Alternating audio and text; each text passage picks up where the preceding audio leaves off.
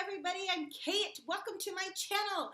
Today I'm making you a short little video about a few tips and tricks about how to walk back into a space that used to be considered like holy, sacred, super valued, precious, temple, chapel, church, synagogue, mosque, institution of education, whatever it is for you, and do it with dignity, because on my channel I love to explore a love-hate relationship with fundamentalist beliefs, as I also left a fundamentalist belief, and it was difficult to relearn how to navigate my existence in this world.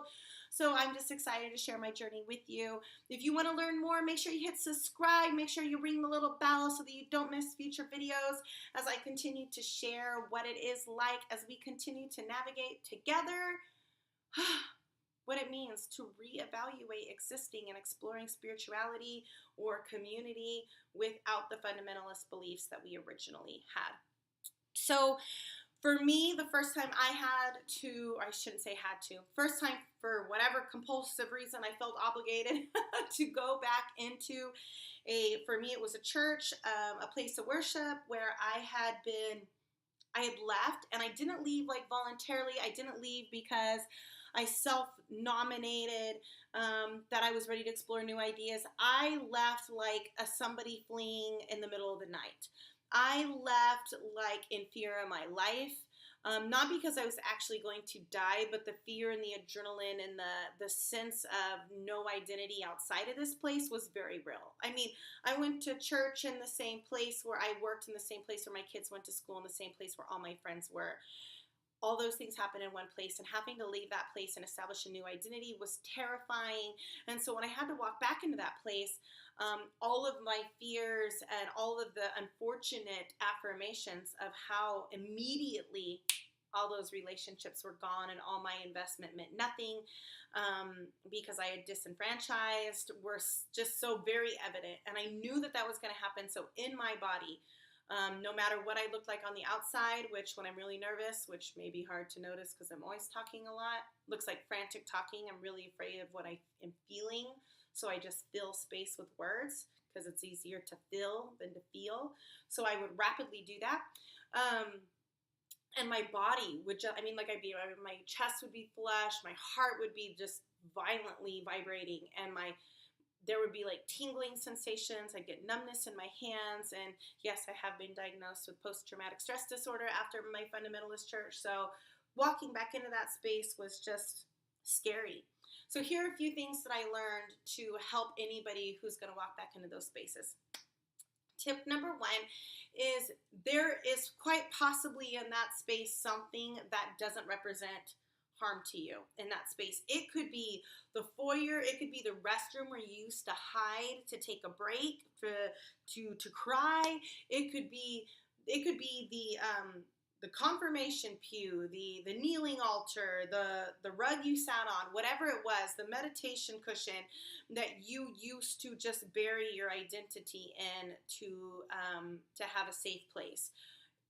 Baptismal font, whatever it is, if you have something like that in that building, let that be your safe place. Fixate on that thing that is neutral, and let everything else be peripheral. Let everything else be filler. Let everything else be crap, and just focus on that one thing, whatever it is for you. And you may be lucky enough that that one safe thing is a person. If so, you're super lucky. Fixate on that one person. The next tip I want to give you is to feel like you don't have to answer questions. Nobody told me that. I thought I had to answer questions. So when people would come up to me like condescendingly, patronizingly, being like, oh, how are you? It's bad, huh? Like, I felt pressured to have to answer them. And it's okay if you want to answer them, to not be rude and not even answer their question.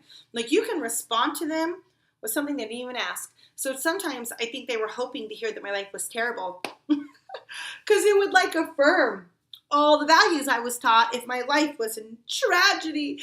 So I had to say back instead, like, oh, there are some things that I really miss about this place, but I'm confident that all things work together for good. Sometimes quoting scripture at fundamentalists who quote scripture is like the biggest thing to shut them up. And you don't have to actually say yes or no to them. And then this is probably the biggest factor that will make your going back into that place peaceable, but it's like not a first level thing. And the third and the final thing that I want to talk about is what it means to recognize that you also used to subscribe to this way of thought or being in the world, and that according to the people around you, though they caused you great harm, um, you also used to at one point think things were true or see the world in a certain way, and according to their limited worldview, they're loving you the only way they know how. They're loving you the only way they know how. And if the only way they know how to express love is through shame and condemnation and unkindness, then that is something to be pitied and feel sad about, maybe not defensive about. So my challenge to you would be to put yourself in their shoes, to remember when you also used to value the same way that they do, and to say, that's so sad. And then just offer on their behalf that they would have opportunity to begin to see the world as a much bigger and loving place than the one that they offered you and the one that they're limited to now. So anyway, those are my tips. If you completely fall apart and freak out, that's totally normal too. I've done that too. And if you've had similar experiences or have some tips of your own, please comment below so that other people who are just establishing themselves outside of their fundamentalist beliefs can find each other and celebrate with each other. That would be so great and so helpful. Thanks for finding community with us. Thanks for exploring with us. Blessings to all of you, and kudos to you for being brave enough to even explore going back into that place. Don't forget to like and subscribe. I'll see you next time. Bye.